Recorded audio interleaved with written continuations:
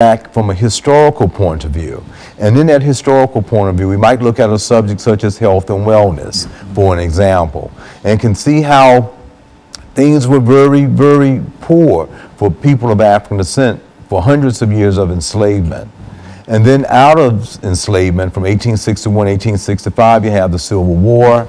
When that ended, and the Reconstruction era that went on from 1866 onward for a number of years, a decade or so, well, you still had health disparities, and people still had this notion of treating people of African descent in a very discriminatory, very racist, very prejudicial way.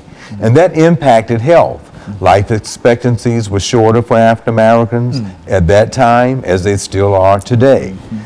Birth rates were disproportionate, as they still are today.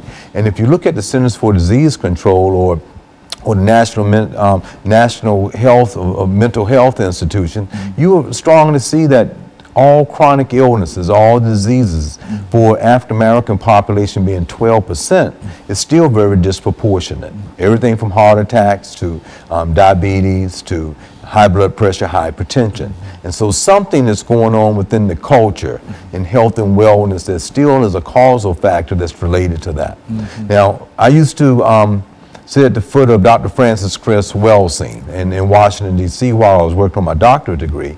And she would indicate this covert type of racism that in everyday life we would have to experience. And that was a stressor that would be a causal factor that could be related to some of the illnesses that permeated itself with this disproportionate amount of illnesses for African Americans. So we have to understand this as something that is true. It's a phenomenon that exists, and in understanding it, we might then be able to overcome it a little bit better, because it can bring some invisible, beneath the surface type of stressors in our life that could cause and have an impact on our health. And this, are you saying that in the kind of violence that we might find among in the African American community, not only dealing with police brutality, but personal violence one toward another. Do you think that this has anything to do with what you call those stressors or whatever? Is there any kind of connection that sociologists have made in reference to this? Yes, absolutely. This is a very interesting question that you pose. Dr. Leary and others, we referred to this notion of post-traumatic slave syndrome. That was one of the things I wanted to come back to do part two. And this post-traumatic slave syndrome is connected back from slavery to the present.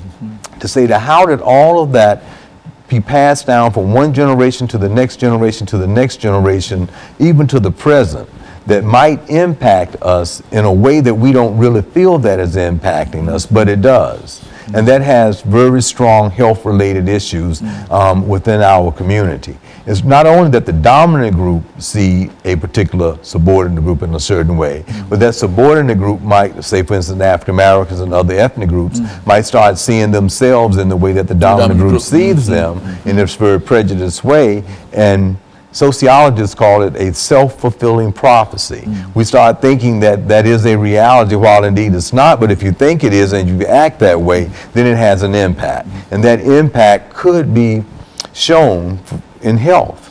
And while we have so many issues related to high blood pressure, hypertension that might lead to heart attacks or diabetes or some of the other chronic illnesses. So she sees that very strongly within relationships. Now, one of the examples for the viewing audience to understand this, if you think about a group of people who've been trained in an institution of the military to do a tour abroad in war.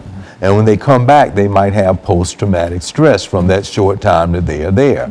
So we in sociology look at this notion of being enslaved for 244 years. Now this first group went over there for a month, 2 months, 3 months, 6 months, a year, and then come back, and they feel like it was so decrepit that they still have some types of symptoms for something that they left, and now they are back home. What about the 200 years? That's right. What about these 244 years, then 81 years of that, and then laws that said to a person that they are this way? Now, how does that not filter into their psyche? This is what Dr. Frances Cress Welsing would try to indicate, as well as other psychiatrists and psychologists and social psychologists, sociologists, that this this definitely has an impact on our mental health.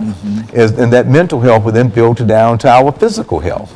And it has that type of an impact. But it's something that in many instances in everyday life we may not realize is there, but is actually in the very fabric of social structure. Invisible killers. Invisible killers.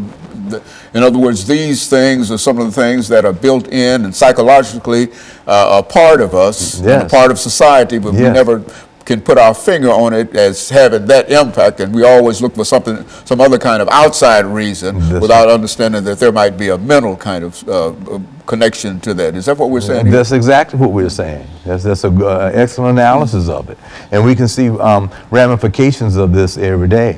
Well, let's look at our President of the United States for an example. He's gone through the social structure. He's done everything in a very positive way, very competent. He's met all the demands of a Harvard and of getting a law degree from there and being the President of the United States. And then people, for whatever the reason, don't support certain policies and things. But so this has to be a stressor for him.